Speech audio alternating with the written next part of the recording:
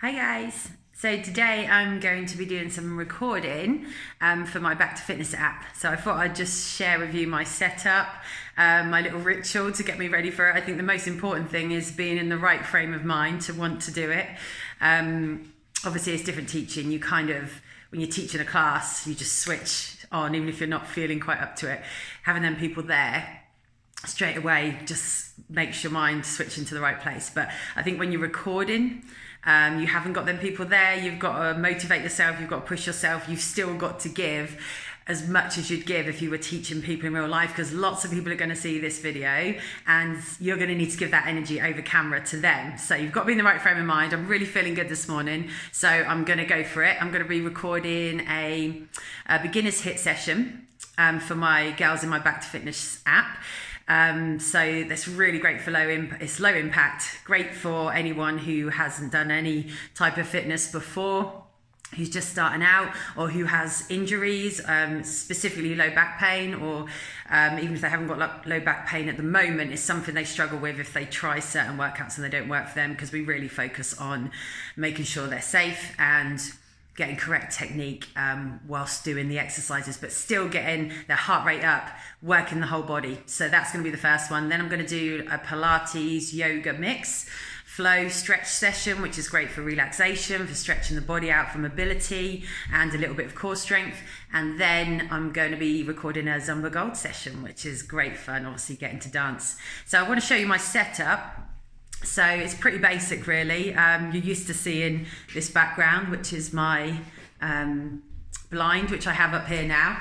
But yeah, I used to just have curtains up, but because the light's at the back, as soon as you bring the light in, it's you can't record like this. It's not very good quality at all.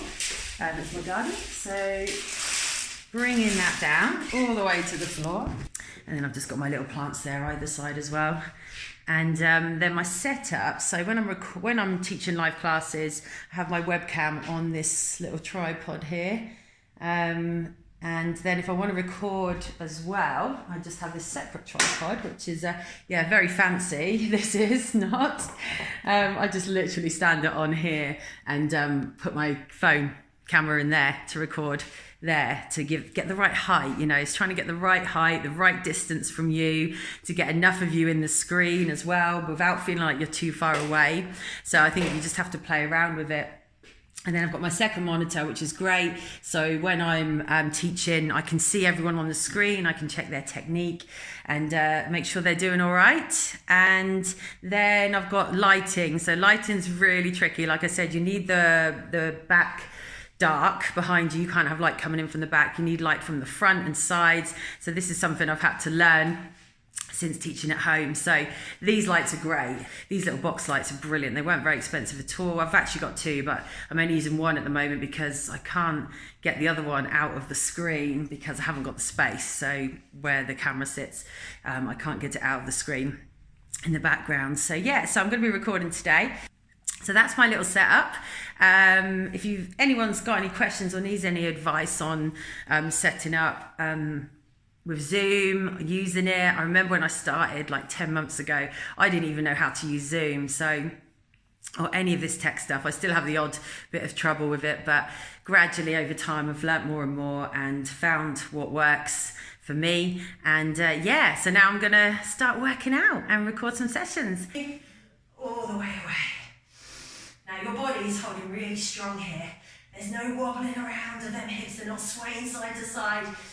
You feel your strong connection through the front of your body. You're not looking down at your legs, you're looking in front of you at your back. Okay, step and reach. Well done. Your knees are running just over the toes. No further. Take your stance wider if they are. Smaller squat if you need to. Remember that little tuck at the top? Remember the pelvic tilt? First thing we do, tuck and squeeze. It's really going to maximise that glute activation. So I've just recorded my HIIT workout. Great fun. I feel great. I feel energized. I can't wait for the girls in my Back to Fitness program to try it. You're going to love it. Now time for some Zumba.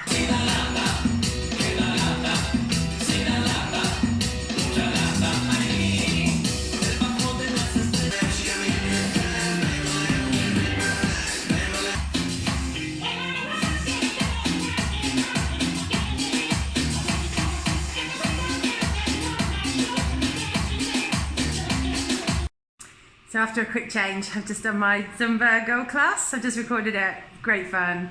I love doing that with the music. Yeah, it always makes me feel good. Interesting the difference in the workouts as well. Doing one, the HIIT, then the Gold.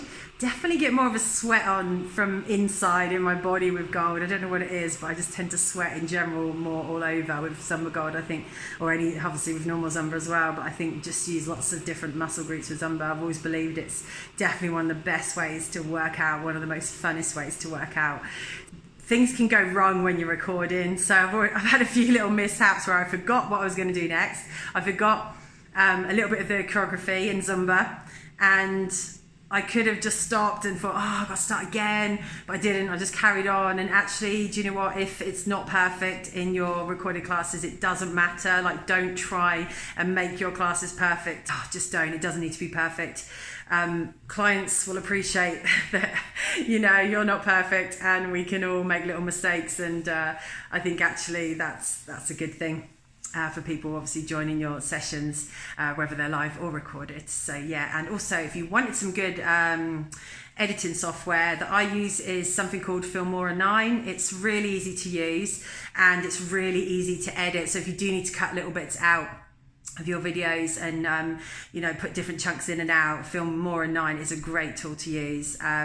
You do pay a little bit for it. It's not very expensive though for the whole year, so it's worth getting. So one more outfit change, and I'm going to finish with a nice stretch out and mobility session with a combination of yoga and Pilates. Finding that lift, we have the arm lifting out the top, we reach, and we bring it back down. We tuck our chin, we let our arms relax as we start to roll our spine. So we're looking for flexion, warming up the whole of the back. Tailbone, lifting up, rib connection through the front. Into that. Take some heel steps. Press the right heel in, press the left heel in.